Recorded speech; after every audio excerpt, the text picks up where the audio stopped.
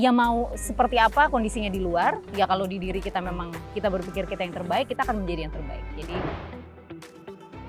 Tak lama berselang usai Menteri BUMN Erick Thohir mendaftarkan diri sebagai calon Ketua Persatuan Sepak Bola Indonesia PSSI periode 2023-2027 mendatang, giliran Ratu Tisa mendatangi kantor PSSI di Gedung GBK pada Minggu 15 Januari 2023 lalu.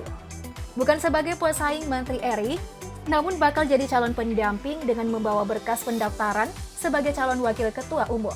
Ya, meski seorang wanita, kiprah Ratu Tisa pada persepak bolaan tanah air cukup signifikan dan menonjol. Apalagi ia pernah mencatat sejarah sebagai salah satu petinggi wanita muda di struktur PSSI beberapa waktu lalu. Yuk simak profil Ratu Tisa serta peluangnya menjadi waketum PSSI.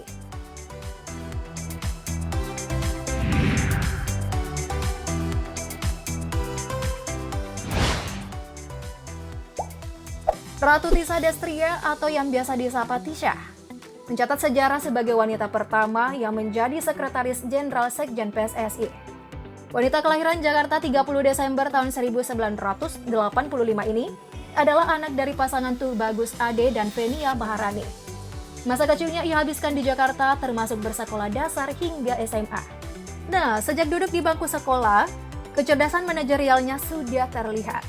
Saat belajar di SMA 8 Jakarta, Tisa mulai menggemari dunia sepak bola.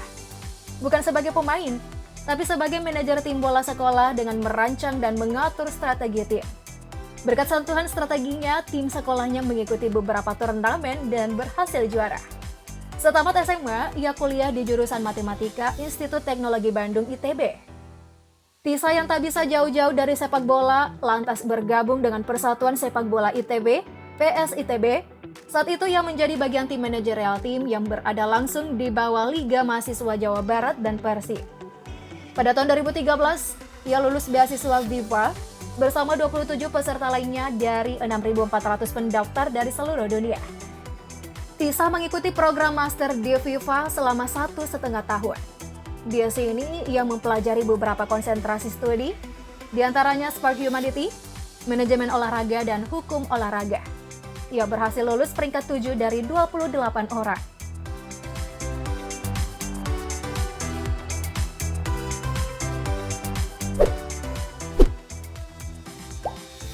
Nah, pasca lulus dari ITB tahun 2008, Tisa bekerja pada perusahaan jasa perminyakan Schlumberger. Selama bekerja, wanita 37 tahun ini mendapat banyak tambahan ilmu, terutama dalam bidang eksplorasi data dan konflik manajemen. Untuk menambah ilmu dan wawasan, ia juga mengikuti beragam seminar sepak bola internasional yang diadakan di Jepang. Berkat beragam seminar yang diikutinya, ia berhasil mendapat beasiswa Viva Master. Berbekal ilmu yang ia dapat selama mengikuti Viva Master, Tisa lantas mendapat tempat untuk berperan dalam persepak bolaan Indonesia. Salah satunya adalah menjadi Direktur Kompetisi Indonesia Soccer Championship ISC pada tahun 2016. Setelah ISC 2016, Ratu Tisa menjabat sebagai Direktur Kompetisi dan Operasional PT Liga Indonesia Baru sejak Maret 2017. Tak lama berselang, ia terpilih menjadi Sekretaris Jenderal PSSI periode 2017-2020 di era Ketua Umum Edi Rahmayadi. Kemudian pada 2019 hingga November 2022, ia dipercaya menjadi Wakil Presiden Asian Federation Football AFF. Karena kesibukannya di level regional, ia memilih mundur dari Sekjen PSSI sebelum masa tugas berakhir. Salah satu peran pentingnya yang paling diingat saat menjadi Sekjen PSSI adalah sukses mendatangkan pelatih timnas Sintayong.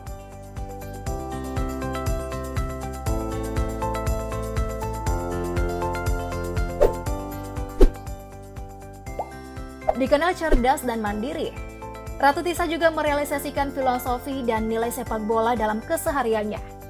Mulai dari sportivitas, menerima perbedaan, mengakui kemenangan, dan menerima kekalahan. Selain itu, ia dikenal workaholic karena pekerjaannya yang menumpuk saat menjadi Sekjen PSSI. Tak jarang dirinya begadang di kantor hingga baru pulang keesokan paginya.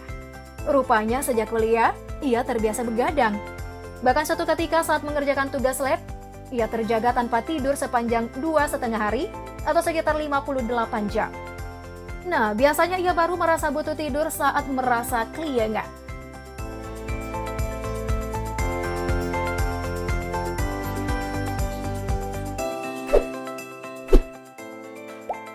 Meski sangat sibuk menyelesaikan PR persepakbolaan Indonesia yang seakan tak pernah berkurang bahkan kian menumpuk, wanita cantik yang kerap tampil casual dan simpel ini juga punya jadwal me time.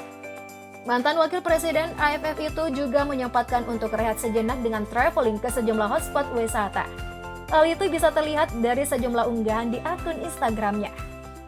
Wanita lajang yang mengaku baru akan menikah jika Indonesia menjadi juara Piala Dunia itu juga rupanya kadang menikmati waktu nongkrong dari sekedar minum kopi di kafe ataupun kulineran.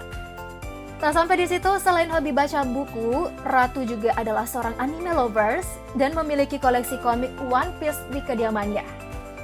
Ya, tak sekadar hiburan, ia juga mendapat pesan moral berharga dari tokoh utamanya Monkey D. Luffy terkait posisinya sebagai seorang manajer.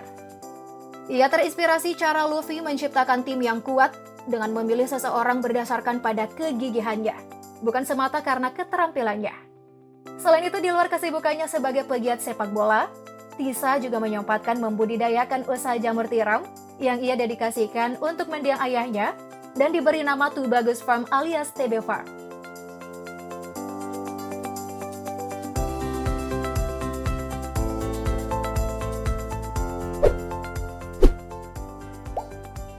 Jika pada bursa pencalonan Ketua Umum PSSI, Menteri BUMN Erick Thohir diunggulkan, maka pada kursi Wakil Ketua Umum PSSI, nama Ratu Tisa dianggap pantas mendampingi Erick Thohir. Adapun Ratu Tisa maju sebagai calon Wakil Ketua Umum, usai diusulkan oleh sejumlah pihak. Setidaknya ada 6 voters yang mendukungnya, yang juga mendampingi Tisa saat mendaftarkan diri. 6 pemilik hak suara itu ialah Asosiasi Provinsi Asprof Banten, Asprof PSSI Maluku, Perserang-Serang, PSIM Yogyakarta, Perseka Tegal, dan Sulut Yodaite.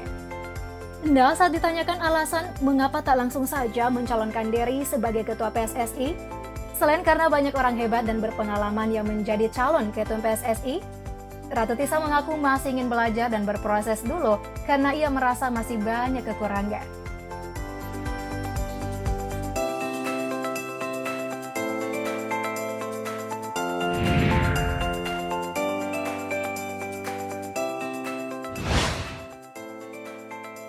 Andai terpilih jadi Waketum PSSI, Tisa mengungkap memiliki segudang pekerjaan rumah yang harus ia tuntaskan.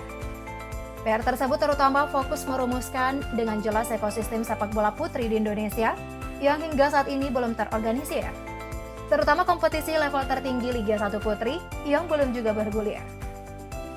Persoalan tersebut termasuk pemisahan antara pemain level elite yacht dan amatur yacht, pemisahan antara pemain level amatir dan profesional, bagaimana perhitungan menit bermainnya, pembinaan klub, hingga aturan perpindahan pemain dari satu klub ke klub lain. Meski difavoritkan, namun langkah Ratu Tisa tidaklah mudah merebut kursi Waketum, sebab mantan pemain sepak bola tanah air seperti Bambang Pamungkas dan Ponario Astaman juga maju sebagai calon Waketum dan siap menjegal langkah sang ratu. Seberapa besar nih peluang Ratu Tisa menurut kalian?